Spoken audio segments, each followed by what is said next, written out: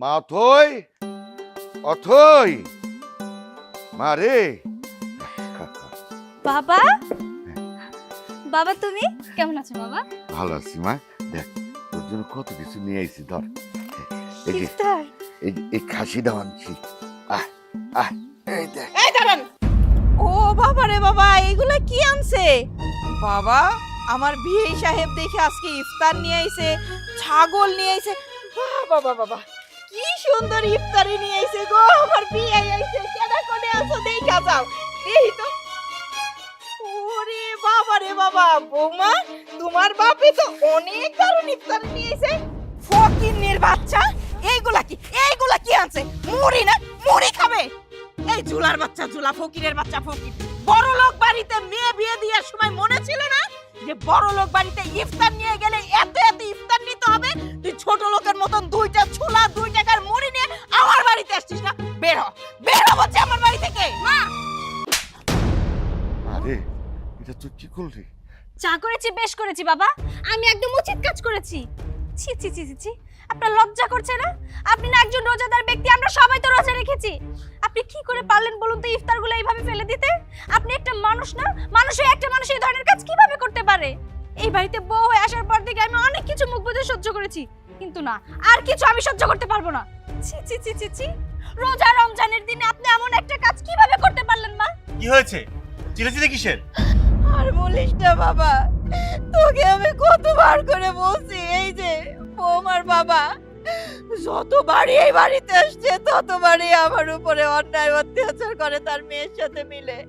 আজকে দেখ তুই নিজে চোখে বৌমার বাবা এই ইফতার গুলো আনছে, আমি একটু ভালো বুঝে তার হাতে থেকে ইফতার গুলো নিছি।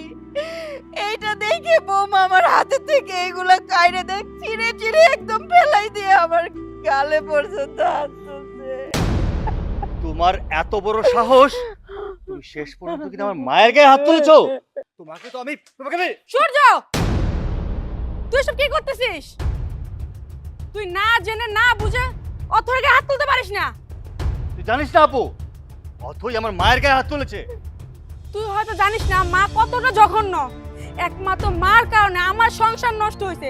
আজকে আমি বাপের বাড়িতে থাকি শুধুমাত্র মার কারণে, আর তোর সংসারটাও এই মা নষ্ট করতেছে। তুই তো কিছুই দেখিসনি, তোর চোখের আড়ালে অথয়ের সাথে মা কত অন্যায় করে। আর আজকে যা হলো সম্পূর্ণ আমি দেখেছি আড়াল থেকে। আজকে যদি আমি নিজের চোখে না দেখতাম, তুই শুধু শুধু অথয়কে ভুল বুঝতি, আর অথয়কে ভুল বুঝে তুই বাড়ি থেকে বের করে দিতি। এখানে অথয়ের কোনো দোষ নেই, সম্পূর্ণ দোষ হচ্ছে মার। দেখো সূর্য, এতক্ষণ তোমার বোন যা বলেছে সব সত্যিই বলেছে। এই বাড়িতে বউ হয়ে আসার পর থেকে আমি প্রত্যেকটা সময় তোমার মায়ের খালি কথা শুনেছি, আমি গরিবের মেয়ে, আমার বাবা মায়ের কোনো টাকা পয়সা নেই। আমাকে তোমার মা ঠিকঠাক মতো ছেলের বউ হিসেবে মেনে পর্যন্ত নিতে পারেনি। তবু আমি তোমার মায়ের মন জয় করে এই বাড়িতে থাকছি। আমি তোমার মাকে ভালোবাসি, আমি তোমার মাকে সম্মান করি, কিন্তু তোমার মা সবটা সময় আমার বাবাকে অপমান করে আমাকে কথা বলে। কেন বলো তো? আমার বাবা গরিব বলে কি আমার বাবা মানুষ না? আর এই যে তোমার বোনের কথা বলছি, তোমার বোনের সংসারটা একমাত্র তোমার মায়ের কারণে নষ্ট হয়েছে, যার কারণে তোমার বোন এখন তার বাবার বাড়িতে এসে বসে আছে। একটা মেয়ের বিয়ের পরে শ্বশুর বাড়ি তার আসল ঠিকানা, কিন্তু তোমার বোন তার শ্বশুর বাড়ি রেখে এখন আমাদের বাড়িতে এসে আছে। এতে আমার কোনো সমস্যা নেই, কিন্তু তোমার বোনের সংসারটা তো তোমার মাই নষ্ট করেছে। আর যদি বলি আমার কথা আর কি বলবো, দিনের পর দিন এত অত্যাচার করেছে, আমার গায়ে হাত পর্যন্ত তুলেছে। কিন্তু কই, আমি কি কখনো তোমাকে একবারের জন্য বলেছি সূর্য তোমার মা আমাকে মারধর করে, আমাকে কথা শোনায়, আমাকে অপমান করে? আমি একটা বারের জন্য এসব তোমাকে বলিনি। কেন বলো তো? কারণ আমি নারী জাত তো। আমি চেয়েছিলাম মুখ বুঝে হলো আমার সংসারটা আমি ঠিক রাখি, একদিন না একদিন ঠিক তোমার মা আমাকে মেনে নেবে, আমাকে ভালোবাসা শুরু করবে। কিন্তু না, তোমার মা দিনের পর দিন আস্তে আস্তে আস্তে আস্তে আরো খারাপ পথে যাচ্ছিল। তোমার মা দিনকে দিন একদম বিগড়ে যাচ্ছিল। এই যে দেখছো না এখানে ইফতারগুলো পড়ে আছে, এই ইফতারগুলো কিন্তু আমি ফেলিনি, এই ইফতারগুলো তোমার মা নিজের হাতে টেনে ছিঁড়ে এখানে ফেলে দিয়েছে। কেন জানো? কারণ আমার বাবা গরিব, আমার বাবা অল্প টাকার ইফতার এনেছে, ইফতারে তোমার মায়ের মন ভরছে না, সেজন্য তোমার মা এই ইফতারগুলো এখানে মাটিতে ছুঁড়ে ফেলে দিয়েছে। সেজন্য বাধ্য হয়ে তোমার মায়ের গায়ে আমি হাত তুলেছি। কিন্তু আমি কি করব বলো তো? এতদিন সহ্য করতে করতে করতে আমি একদম নিরুপায় হয়ে গেছিলাম। একটা মানুষ একটা মানুষ ইফতারগুলো এইভাবে কি করে ফেলে দিতে পারে বলো তো? আমরা তো সবাই এখানে রোজা আছি, আমরা রোজাদার ব্যক্তি, তোমার মাও তো রোজা আছে। রোজা রেখে এই মানুষটা কি করে মিথ্যা কথা বলতে পারে বলো তো? মিথ্যা কথা বলেছে তো বলেছে, আবার ইফতারগুলো এখানে ফেলে দিয়েছে। সেজন্য বাধ্য হয়ে আমি তোমার মায়ের গায়ে হাত তুলেছি। যদিও আমার বাবা মা কোনোদিনও আমাকে এই ধরনের বেয়াদবি শিখায়নি, কিন্তু আজকে আমি বাধ্য হয়েছি। না থামো মা, ছি মা ছি, তুমি মা?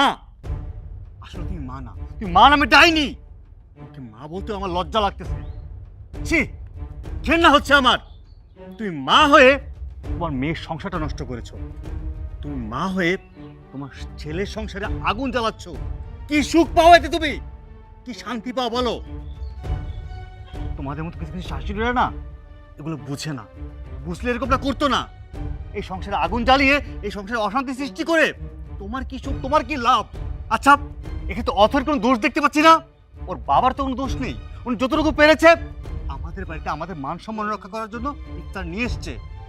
তোমার পছন্দ না হলে তুমি খেতে না, তুমি কিভাবে এই ইফতারগুলো ছড়িয়ে ফেলে দিলে? আমরা তো মুসলিম না, এটা ইফতার, খাবার। খাবারটা মানুষ এভাবে নষ্ট করতে পারে না। মা, তুমি কখনো শুধরাবে না? নিজেকে পরিবর্তন করবে না তুমি? হ্যাঁ রে বাবা, আর বলিস না, তোর দোহাই লাগে, তুই আমার আর বলিস না। তোর মুখ থেকে না এই সমস্ত কথা শুনতে আমার অনেক কষ্ট লাগতেছে।